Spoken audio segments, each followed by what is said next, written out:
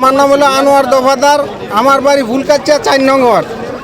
উনি এই শাকিল হলো এই লালমন ছিল ওনার বাড়ি। ওখান থেকে উনি এরম চুরি চামারি মাদক এই সমস্ত কাজ কারবার করে দেখে ওখান থেকে ওনারা বাড়িঘর ভাঙ্গিয়া তাড়াইয়া দিছে।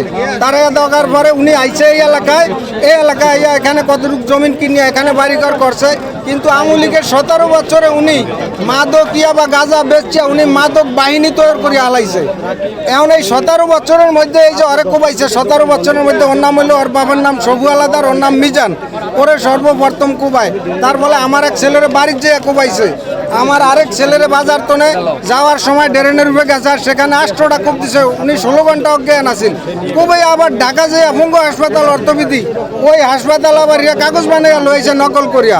আমরা আবার সেই কাগজ প্রমাণ করাইছি। দ্বিতীয়বার এই ছেলেটারে পানের বারের ভিতরে যাইয়া, চতুর্থবার এই ছেলেটারে পানের বারের ভিতরে যাইয়া ওনার গলায় বগি ধরিয়া ওনারে মারার জন্য জবা দিব এই সমস্ত কথা বললিয়া ওনারে দিয়া বাপ বলাইছে। ওনার তো প্রথম মূলত চাইছে গ্যাস লাইট না দেওয়ার কারণে ওনারে বা দিতে দেরি হয়েছে, এই জন্য ওনারে গলার ঠেকাইয়া ওনারে দিয়া বাপ বলাইছে, ওনারে দিয়া কানও ধরাইছে।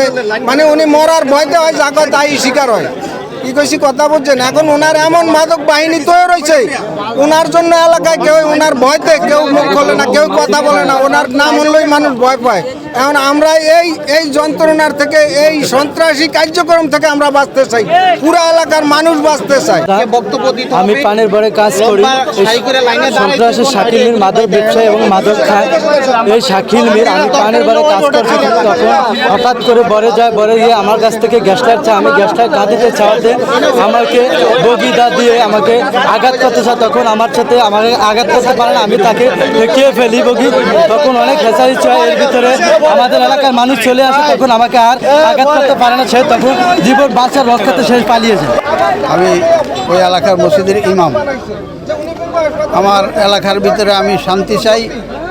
এই শান্তির পরিবর্তে এলাকায় তেরাস সৃষ্টি হইতেছে ওর কারণে, শাকিলের কারণে।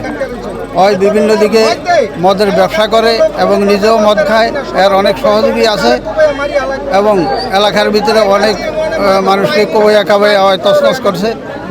এই জন্য আমরা শান্তিপূর্ণভাবে বিচারের আওতায় আনিয়া তার বিচার চাই এবং আমাদের এলাকার শান্তি আমরা প্রতিষ্ঠিত করতে চাই।